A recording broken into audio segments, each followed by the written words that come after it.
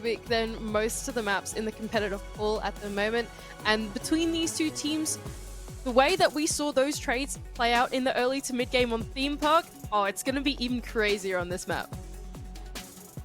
There's no doubt that Sandbox have their work cut out for them. They have not had a good record on Border in recent history. Talon, in contrast, this is a map they've been cooking up in the background. We saw it once in the groups, a good win over BSG. And now they're going to ban out the Ying, something we saw Sandbox use quite a lot. The knock as a reply for Sandbox is their staple down on the attacking side. Yeah, there we go. We continue through this ban phase, of course. All hard breach, whether ranged or not, has been left in, but I think the main thing is having that Ying out certainly closes off a category of attack. You can't use those Candelas over and over again to enable something like a hop in through the window. Just a lot of those bomb sites are quite exterior as well, and so taking out that Ying certainly makes it a little more challenging for the attack. They've got to bring a little bit more secondary utility to make a more direct attack work in their favor. Not only that, but I think on the defense as well, keeping in stuff like Cade, all of the anti-hard breach is going to make opening the walls quite challenging for the attack as well.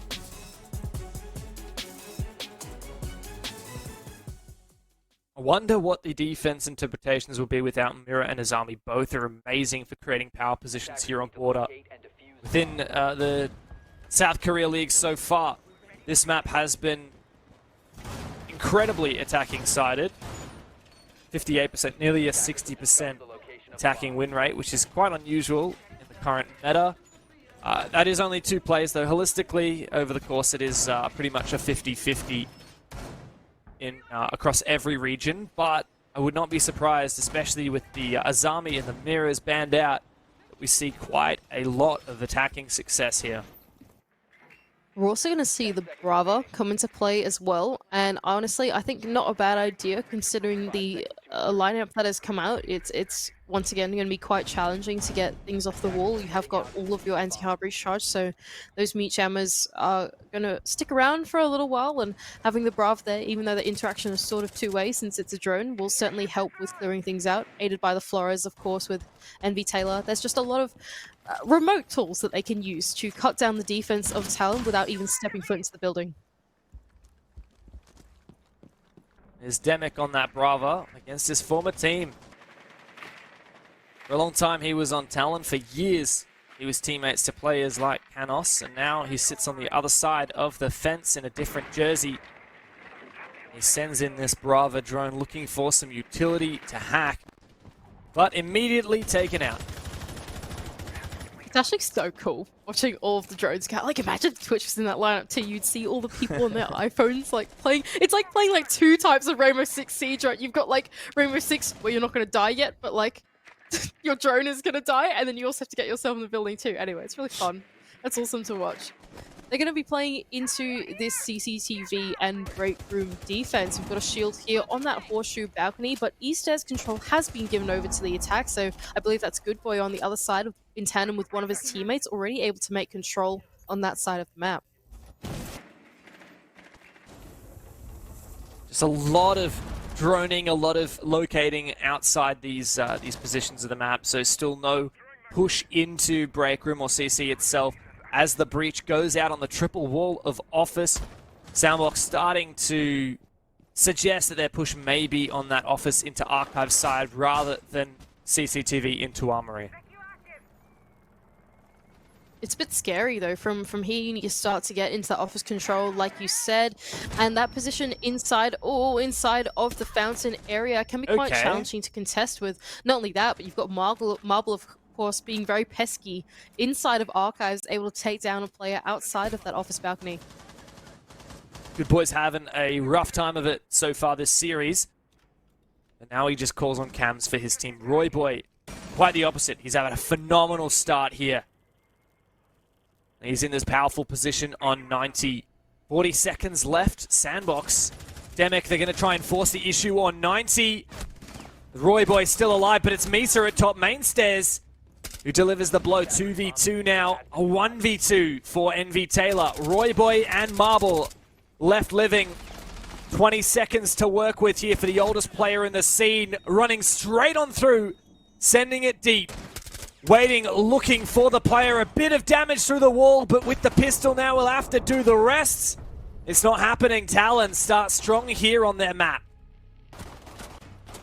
Looking good so far for Talon. Very linear push from Sandbox. They didn't end up dedicating anything to clearing inside of CCTV or break room. It was fully central towards that triple wall going into office, and as a result, Talon, they had all the crossfires they needed to shut down that attack. Even though Sandbox went for that wraparound through 90, there were lots of Talon players that were in close vicinity enough to play out those trades, and trades seem to be the name of this series, Dev. It always seems like Talon come out on top of these gunfights. They really play close together, hand in hand, and on the defense, able to close out that first round. What do you think, Mandy? Do you think defense or attack is favored on border between these teams? Between these teams, I always lean into the attack on border. I feel like border is one of those ones where it's not too difficult to make your entry. Not only that, but once you're in the sort of second layer of the building, as I like to call it, you can really break down a lot of these bomb sites. The walls are quite soft and squishy, and opening them up and cutting them down with hard breach, especially that ranged hard breach, is not too challenging. Not only that, but I feel like there's multiple ways as well, multiple attempts that you can make at attacking bomb sites. You can go for something more direct as well, which seems like what Sandbox are going for, actually. Hey, they've got the glass, they've got 2 or 3 smokes in the lineup. That's 2 sets of smokes in the lineup. Flashbangs, whatever you might need. There's no hard breach in this lineup at all, which I think makes sense going into this bathroom and Teller's bomb site as well. So yeah, just either looking to make that roam clear work on the top floor, or looking to try and hit the site early on. This gridlock is no substitute for a Ying. It was banned by Talon. That, I think, is going to make things very difficult for Sandbox. They would love to be going for these aggressive pushes, aggressive executes every round, but without the Ying, it's just so much more difficult to do so. They are hanging out. Look at them, 4 players here outside the teller's window or nearabouts. There's actually no one on either side right now. This is a very heavy roam strat for Talon. Okay, there's no one on either side, and there's also no one playing the office hatch just yet. Not looking so good for Talon. They're going to go for this rush. Is there something to deny it? 2 C4s in the lineup as the plant is going down in the smoke. Seora is going to toss 1 C4 out, but the off-plant position does survive.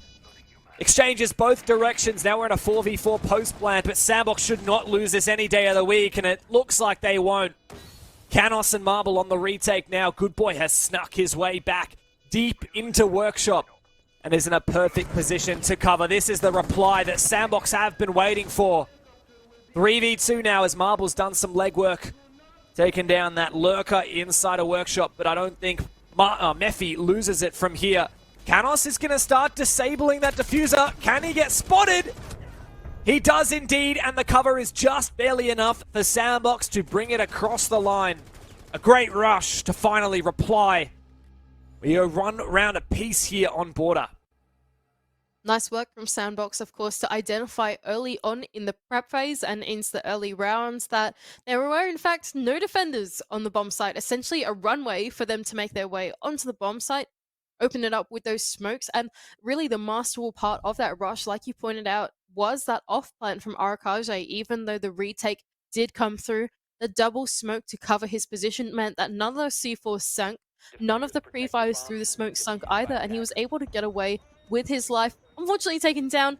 When you are the planner in that rush, you kind of know that eventually you're going to be stuck in a bit of a pickle and you're not going to be able to get yourself out there, but Arakaje really backed himself in to play that objective, and as a result, the Talon retake unsuccessful.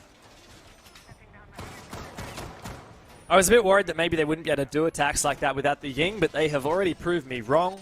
I think the Glaz actually got the opening pick that round, in fact, for Mephi covering through that smoke. No Glaz this time around. A lot of hard breach, though. I was actually going to completely agree with you. I feel like when you see that Ying ban come out, it's like, yes, it does sort of shut off that type of attack, but it doesn't make it impossible, right? It's something that you can work around if you have the right lineup for it, like the Glaz, like the Gridlock, to supplement those smokes, those lack of smokes. Not only that, but they even had an extra set of flashbangs as well. I can't remember who was playing. That was the Dokkaebi, of course. Arakaze, in fact, the one entering in. So it's sort of, if you combine the right operators together, you can make do Ying. You know, it's sort of just having the Ying on the board it certainly simplifies the push, but it doesn't make it impossible without her. Actually quite like that. There you go. Goes to show the versatility of Brava. Used here to enable wall breaching by hacking that mute jammer. I think the second attempt from Brava is to hack that lobby camera, which would be huge. If Talon don't spot that it is hacked and shoot it out. Nice work from Sandbox so far, making their way in through this ground floor of the map. They're actually going to send in a few drones in the top floor as well. For now, Sandbox, once again, employing a similar philosophy to what they were bringing onto Theme Park as well. They really like looking for these probe attacks where they can just sort of try and take the real estate that's been given away to them, get drones in, and then from there, compounds their push. Then, once you get into the building, where do you go next? What extra real estate has been given to you? And then what gunfights do you take? It's not like they commit themselves to a linear idea.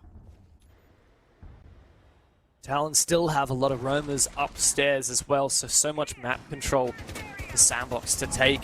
They may look to go for an aggressive push. There is a lot of presence above for Talon, and the vertical game could deny a plant on site.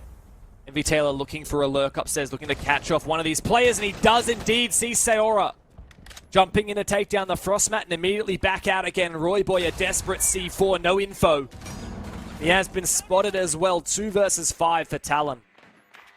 Oh, and the second bit of info as well. They know exactly where he is as Demic makes his way over to this jail side breach, and Sandbox collapsing in on the top floor can now start to translate their attack to the ground floor. All the players starting to suffocate the remaining 2 players of Talon as they have to go for heroics claw back around.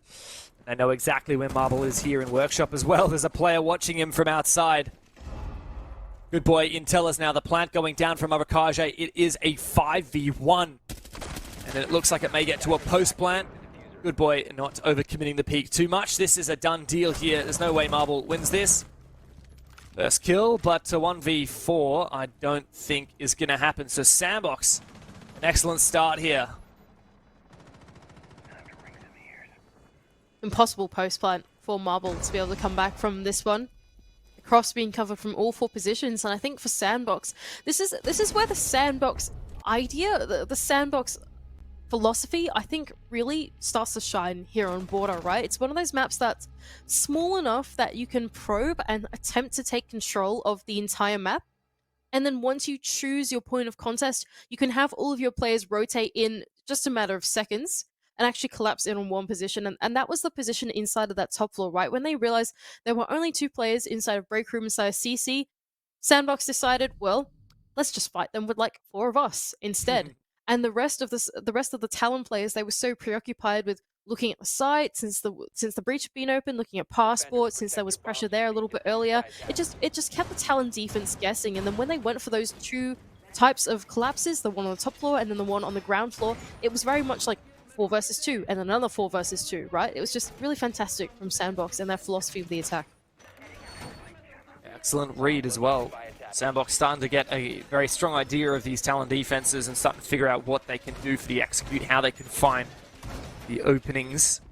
As we go back to Armory and Archives, this is the bomb side that Talon kicked us off on and started with a pretty convincing win. Good boy, his drone has been spotted by the Solus, and his team will now try and hide their drones. Wonder if this is the missing ingredient here for Talon. Actually, fantastic work from the Solus in that prep phase too. 4 drones out of the 10 in the pockets taken down just in that drone phase. So all of the pre-plays that Sandbox attempted to get inside of the ground floor were taken down by Misa. And what that means is they're going to be starved for intel as they go from that mid to late round stages of the game. So if Talon want to try and roam hunt even more, not only that, there's even the Mute and the Mozzie combo as well, Dev. It's going to be very hard for Sandbox to get the reads that they need to do their style of attack. Yeah, I love that tripling down on the info denial from Talon. That Solus is also great for info gathering as well. But a bit ambitious there from Marble. A jump out, I believe, that's on the AC balcony indeed. And the numbers advantage is furthered now, so it doesn't matter if Sandbox don't have info. They've got coming through in spades. Misa feeling a hell of a lot of pressure now. Down the wall. Getting some info now, spotting out those drones, looking for the best way to evade them. Yeah, and the scary thing about those 2 picks was that there wasn't even a sandbox player inside the building yet, Dev. All of those picks came from external to the building, and what that would indicate to me is Talon players making some pretty ill-advised pushes on their part, right? Now they're down in the man disadvantage, and even though the information is starting to be starved out for Sandbox, well, they really don't need a whole lot more. They have enough players that they can send their way in, they can start to cut down that building. Good boy has been watching the flank as well, watching this rotation from Misa. Sees him, but loses the fight anyway. Misa trying to redeem Talon here.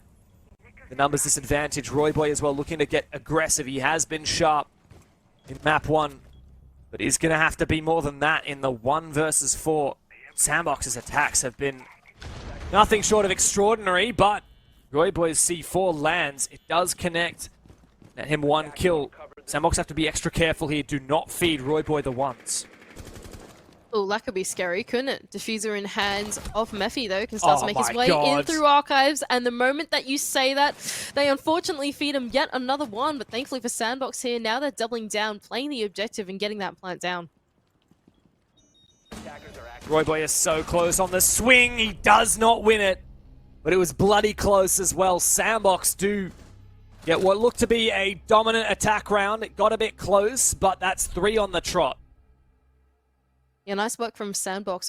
Although they were starved for information, like we said, Talon just unfortunately playing perhaps too external to the building, looking to be a bit too ambitious on that roam, unfortunately taking down on what would be a lot of cutoffs. You've got the windows inside of Mezzanine, make it very hard to make the rotations around that East-Hez position. Not only that, but the jump out, of course, put them down in a man deficit really early on. So but by the time that they were able to use that Solace, it was just not in the right place of the round, right? It's not in the right situation where you can take advantage of that, because so many players have died out early in the game. You're not going to be able to feed that Solace intel to your remaining roamers anymore because they're already gone. So I think for Sandbox, punishing the mistakes of Talon, closing out that round. Starting to get a little bit scary now, Mandy, for Talon.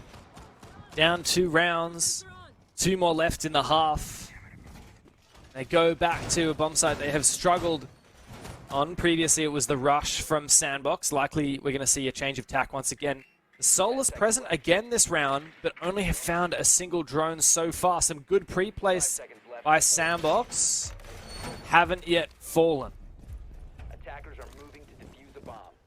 Let's see what Sandbox do about this bomb site. Now, it's a little harder, I think, to probe this one because the bomb site is Bathroom and Cells. It's quite external to the map. It's quite within the corner of a map, let's say. And so I feel like Sandbox's attack here has got to be a little bit more direct. They kind of have to press the issue onto Talon. Unless Talon, of course, makes some more ill-advised rotations and decide to stick their head in windows, in which Sandbox can find a few picks of their own, but we'll see what their approach is going into the early round first. There's still this loose roam present for Talon as Sandbox drone out the top floor. Begin to pressure map control. Seora spotted in Fountain. Good running ahead by Good Boy, but again spotted. Good Boy's looking to enter inside Archives. No player immediately nearby to refrag him as they are posted around CCTV. Liking this from Sandbox, looking for a full top floor take, as every single one of the Sandbox players is starting to surround the top floor on its own. Not a whole lot of roamers left to cut down on as well. Good Boy, of course, the first set of boots in the building. Woomy, a player just on the other side of this wall inside of Fountain, a C4 to come out, but you can trade one back with the grenade. An expensive take. A lot of drones going down, but has delivered the goods now for Sandbox as Seora, the last line of defense on the top floor for Talon. Feeling an incredible amount of pressure from all sides as Demek starts to move in through 90. A flashbang to go through. Mephi taken down. Eventually the kills come through, but still re-aggression from Canos. Upstairs from the top white or top east stairs now, evening up these numbers. Demek has not yet fallen, but still on just low HP. As all of Talon continue to fight tooth and nail for map control, it ends up being for the worse as Sandbox are ready for those retakes. 4-1 in the lead now for Sandbox. And once again, Sandbox are just so good at these collapse pinch type attacks, right?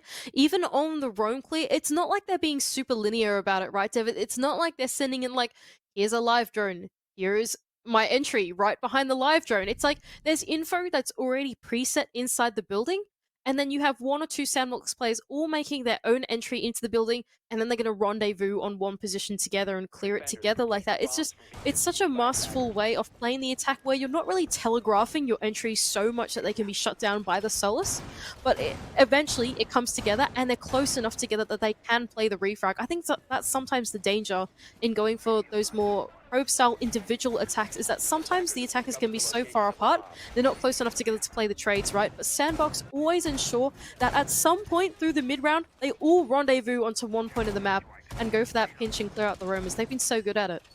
And in contrast, it feels like Talon are getting a little bit desperate on these defenses, Mandy. How many players retook the top floor as soon as those roamers started to feel that pressure? I believe it was every one.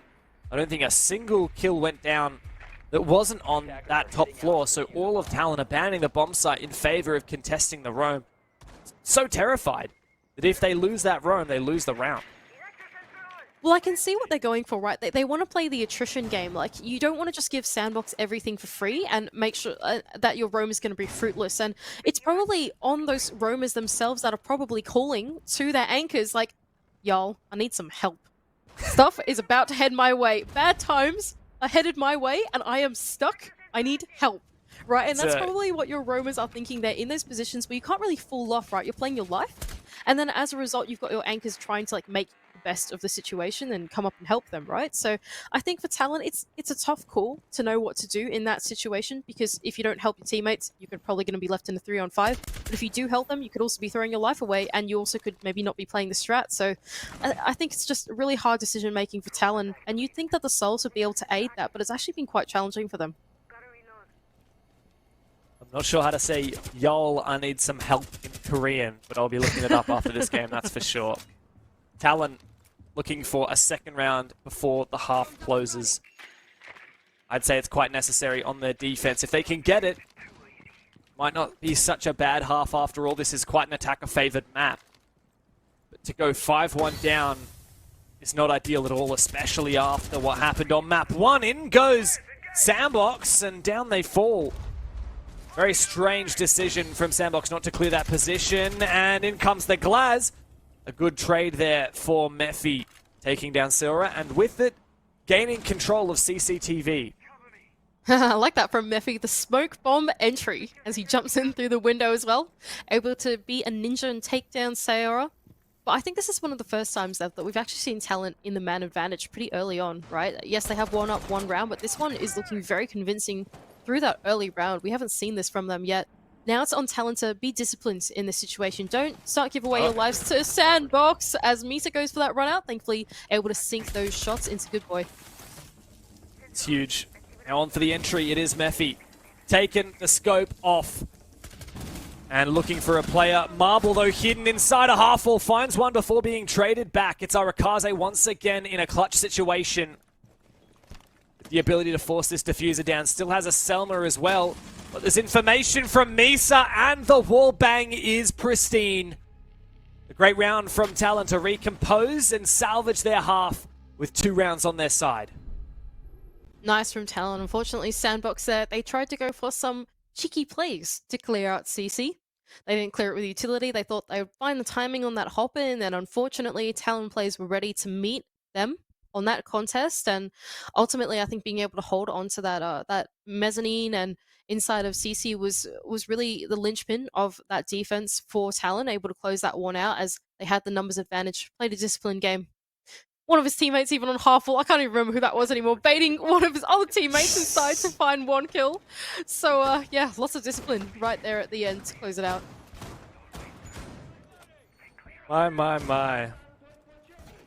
Well, there's a real shot here for Talon as they move on to their attacking side. They should be in the advantage here, but Sandbox are no chumps on the defense. That said, they kind of were chumps on the defense on Theme Park, which really surprised us, Mandy. Only 2 out of 5 attempts they succeeded defending on what is one of the most defended maps in the pool at the moment. Well, I think the thing for Sandbox is that now that they've gone onto their defense half, they're probably going to face all the adversities that Talon faced when they were on their defense half, right? It's about not having the info to be able to tell exactly what Talon's attack is going to be. Now, Talon have a tendency to go for more linear pushes than Sandbox do by nature, so it should be easier for Sandbox to get a read onto what the attack is. But Water is one of those maps where the map is so small that you can get open quite a lot regardless of how linear your attack is. So yeah, I think for Sandbox, they are leaning into something a lot more anchor-centric. They have got the castle up, got the maestro, that kind of thing, so not looking to extend nearly as much as Talon did. Just let the attack come to you and see how far or how long it takes for them to break it down. And I'm going to be keeping a keen eye on these opening engagements because every single round so far, the team that wins the opener has converted that to a round win. Talon need to start on the right foot here.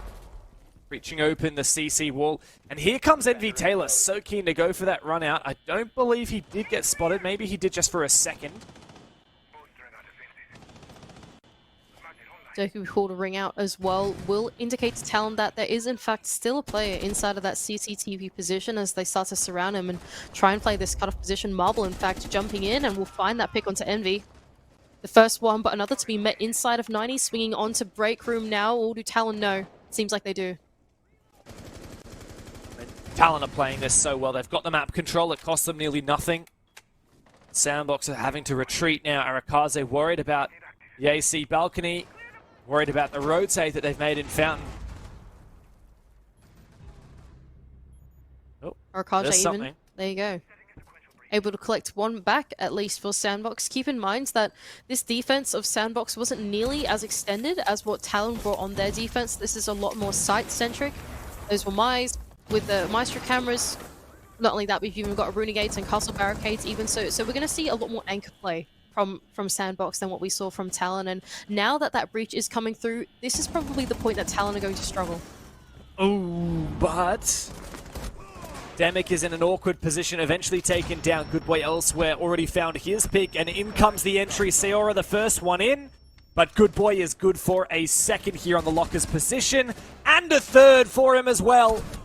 Just Misa left, and he doesn't last. It's Sandbox to start strong on their defensive half, and they've taken a 3-round lead here, Mandy. They are looking hot on border. Unfortunately for Talon, even though that they did successfully get that wall open, they eventually had to walk into the belly of the beast, and that was the Sandbox anchor setup that they had. And that Alder in hand of Envy, scary stuff. Not only that, but you have so many players that are close by to him that were ready to retake his position, that were ready to replace him, and then be able to stop that onslaught that came in through the breach. And like I said earlier, the Sandbox strategy's more anchor-centric. They're not as ambitious in the map control compared to Talon's philosophy going into their defense. And I think for Talon, they really underestimated exactly what they were walking into and end up falling into that trap. Now I'm getting a bit worried for Talon. 3 rounds down on their attacking side. Last round they even found that opening pick, but it didn't make a difference. They still lost that round. Like you said, Sandbox unafraid of relying on these anchors, unafraid of just playing it simple. It was Good Boy who really did a lot of the heavy lifting on site there, and he was just a player that won 3-1s. Right? Talon didn't feed him util, didn't try and really trade him, just allowed him to take the chance. And even a 50-50 won 3 times is still a decent chance of that happening, especially with players of this talent. Well, we've said that, Dev, but now going into this round, the concept behind this defense is like completely different for Sandbox, right? We've got the Oryx super mobile, aided by the info of the Solace. So the Solace is going to be like, they're droning here, Oryx go here, right? Not only that, but you've got your info denial of the mute, and you've got the extra info on the Valkyrie. That's going to help to telegraph what Talon are doing. So really just an informed roam is what Sandbox are going for here, which is completely different to what they brought on the last defense. It just shows a lot of depth in their strat book, and I'm interested to see if they can play this playstyle just as well. Very active roaming defense, but a very proactive attack as well. That's great usage of the Brava to hack both the 90 cam and the top east cam. That's tons of information gathered so early on in the round. Canos eventually does lose his Brava drone, but he got a lot of info for it. Demic trying to make that run out onto the east stairs position work, but oh, hang on a moment. Is that a drone inside of customs? Talon have actually got a step ahead and they've realized that yes, there are players right below them, and that probably means, okay, this top floor is starting to be forfeited. They can take that real estate inside of break room and CCTV. All of the room is now inside of this Archive's position, but the Ferrari swing from Mephi is able to take down Kanos. Filthy shot from him. That wasn't a Ferrari, that was a Red Bull, the speed he swung by. Marble's taken down Demic as well, and Sandbox got that man advantage on their side. Talon continue to fall, and it looks like Sandbox might be poised to take match point here. Misa and Sayora looking to pick up the pieces, hoping to pick up Royboy, but in no position to do so as of yet. Well, it doesn't seem like it would be a Rainbow Six Siege semi-final if both these teams didn't contest the other person's map pick, hey? Now we're going out into this severe man disadvantage now for Talon, even one of them on the floor as they try to get control inside of this jail position. Although they are going to reconvene over in this spot, so all three Talon players now inside of customs, ready to play the trade game as they try and execute onto the bomb site. But just look how far away the bomb site is. There's only 30 seconds left. Bomb site's pretty heavily fortified all the way inside of Bathroom Tells. That's quite literally on the other corner of the map, so they've got a lot cut out for them if they want this attack to work. And top floor control forfeited to boot as well. Effie still has Workshop and Server with Good Boy in tandem. 3v4 for Talon. Royboy has managed to rotate upstairs, trying to get some very late third, but a single bullet and he is down. Seora and Misa trying their hardest. It's going to be an ambitious take, and it's not happening. Sandbox, there you have it. Map point for them, and a tactical timeout call for Talon. And I think absolutely warranted from Talon in this situation. Sandbox playing this defense masterfully, like we said a little earlier. A lot of depth in their strat book. Not only do they know how to play a more anchor-centric setup, they're also super good at playing these informed roams. That was super well played in the early game, able to take down 2, and then they have the discipline to dial it back and then fall off down to the site, play that numbers advantage, and not overextend and overstay their welcome on that roam. Really left Talon in shambles as they had to pick up the pieces. Quite literally, they had to pick up one of their players who was down inside of jail, and with so little time left, they couldn't quite close out the round. 10 kills on Marble, 10 kills on Mephi. A lot of big plays from these players. Border really is a map where you need to go nukey. You need to have your crazy 1v1s, your 1v3s. It's a map which is very aggressive. We love to talk about that. And if we saw anything from Good Boy's anchor work on that armory site just 2 rounds ago, we know that a lot of the time, if you just happen to win 3-1s, you can win the round as soon as the other team is not playing tight enough to refrag. Now, Talon have taken their tactical timeout on map point, just as they did on map 1, but what has changed is the map point this time is for the other team. Scary stuff on Talon's map pick as well. Deja vu, hey? We were saying this just about Sandbox not all that long ago, about half an hour ago, on Theme Park, which was their map pick. And now we swap halves. How turn tables. Indeed it does, Mandy. What are you feeling now for Sandbox? This is, if anything, a slightly more dominant scoreline than what we saw from Talon, who only found it at a 6-4 map point. Now there are 4 map points ahead of Sandbox here. These guys are really playing with our hearts, hey. We were so confident at one point that this was either going to be a Sandbox 2-0 and then it could have been a Talon 2-0. That's what we thought it might be on the desk. Now we're in the server and they've completely proven us wrong again. So you know what, Dev? I think that no matter what I think, I will be wrong. And I've accepted that. Well, maybe if I keep asking you what you think, eventually we'll be able to use process of elimination to figure out what actually is going to happen.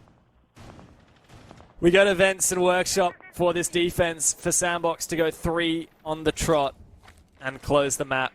The last thing I expected this game was for these teams to trade each other's map picks.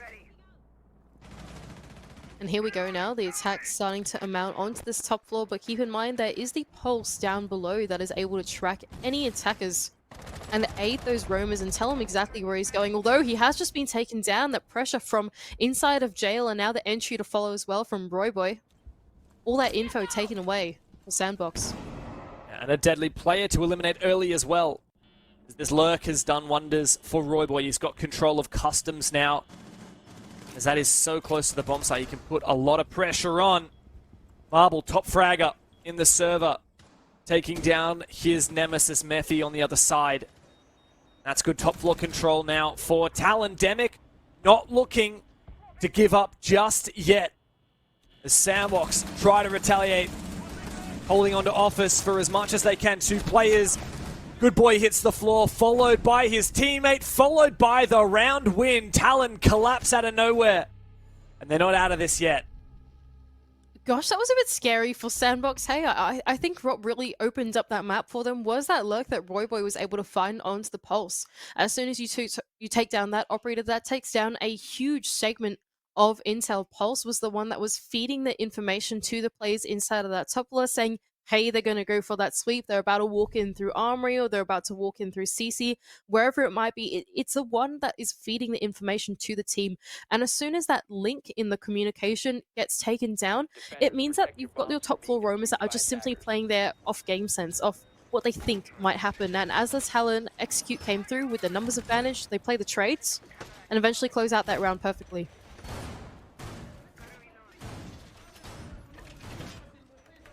It's just going to get harder from here on out, though, for Talon because of the bomb site rotations now available for Sandbox. You know, they were forced, of course, onto their tertiary site for Vent's Workshop.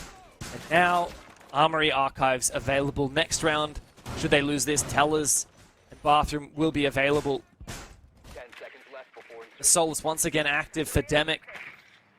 2 drones spotted in the prep phase so far and taken down. Talon being extra cautious, keeping their drones outside to avoid that Solus. And once again, Sandbox showcasing the depth of their strat book as well, bringing along something completely different. Even though it is back in Armory and Archives, they're not leaning into that Maestro, hold on to the bomb site type thing anymore. They're actually playing quite extended into the CC breach, into the CCTV and break room position. A couple barricades were there to aid it. Not only that, but Arakaja, he's even got the shotgun, I believe it is, on the Warden too, to create what he will inside of that 90 hallway, whether it's rotation holes or something like that. We've got the Aruni playing aggressive here on the run out too. It's a lot more forward holding for Sandbox. Oh, but Demic better find something here, proning under the barricade. To the feet, pre-fire at head level. We saw it pan out for one of these players earlier this game, but at the moment, Sandbox forfeiting some map control. You point out the difference between the way these two teams play. Talon fight to the death for map control. Sandbox are happy to leave it. And it seems like they're starting to fall off towards this bomb site as well. CCTV and break room control has been completely forfeited for Sandbox, and now they're playing in the rooms adjacent to the bomb site instead. Now keep in mind there is Demic down below. Now we're on board with him, and he can start to give some info to the rest of his team.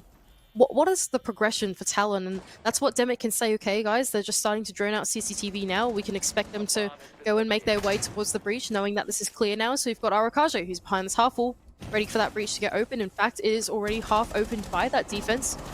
Going to play that aggressively as that balcony becomes very dangerous for the attack. As does half wall. Arakaze eventually forced to peek because of the nade, but does take one down with him. Evie Taylor as well, aggressively peeking, finds one, almost loses his life. As does Demic, who's retreated back to site now. 4v3 in favor of Sandbox, quickly equalized by Canos, who once again relocates, keeping Sandbox guessing. 50 seconds left on the trot, and the breach wide open for the attack. They could go for a plant here if they want to. The Solus has been taken down, so there isn't a way that the defense can know unless there's a sound cue. It's about coordinating this execute come forth. Comes the smoke, down goes the plant.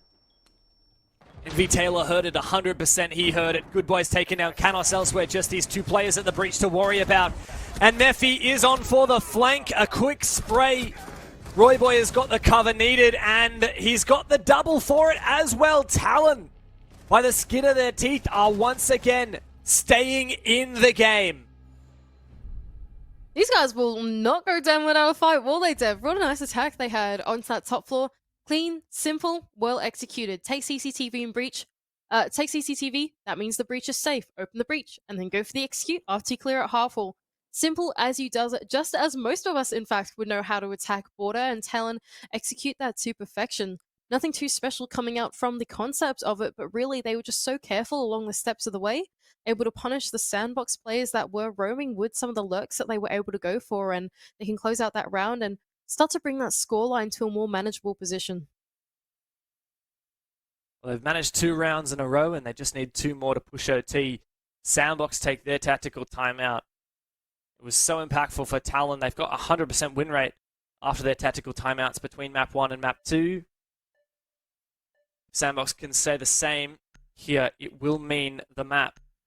And we'll go to Chalet afterwards. Sandbox, we talked about how Talon were all in the same team house. Same for these guys on the Sandbox side. One of the great things about Korean Rainbow Six is these teams have so much support. Got an organization like Sandbox, an organization like Talon, both behemoths within esports in general, supporting these teams to deliver their best, to play side by side during their official matches. We're going to go over to this bathroom and Teller's bomb site as the next one and potential final one of choice for Sandbox. They're not actually going to repeat one of their primary bomb sites, even though they had lost it out. They want to try and throw Talon off guard by going to something more unexpected. Not only that, but they're also going to bring along this castle, which I can only imagine is going to be set up in this top floor to create a fortress really inside of that office bound position. It's going to be aided by dual shields in the form of the Frost and the Echo too, so if Talon want to get that top floor control, they've got a lot of work cut out for them. It's a creative setup, but the lack of Solus has kept many more drones in very dangerous positions for Talon. We saw that drone in Workshop, great pre-place, could enable some early map control and some lurking for Talon. How will Sandbox deal with this top floor hold? How will Talon respond? Mephi starting out in Workshop, not allowing Talon to get that early control that you were speaking of, but this Valkyrie even has been countered by the IQ of Royboy. So for Talon, I think it's the decision making here, right? Do you want to clear out the top floor? There's a lot to go through. There's 2 shields, in fact, on the top floor, both in very tricky spots to clear. There's Castle that's making the hallways kind of claustrophobic and a bit of a funnel to walk through. So do you just relocate down to the ground floor, or are they actually going to dedicate themselves to clearing out this top floor? I quite like this Dockerby pick for Talon. Already throwing the defenders off their cameras, which they intended to rely on between the Valkyrie and the Echo. Here's a nade going over the top into Fountain. Caught by the Magnet and ineffective.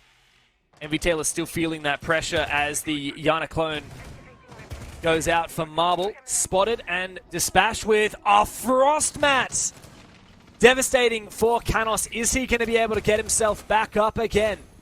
Mephi's taken down Royboy. Canos still sitting in that Frost Mat. Hasn't tried to stand up just as of yet. Hasn't been revived as of yet. As it's desperate now for Talon.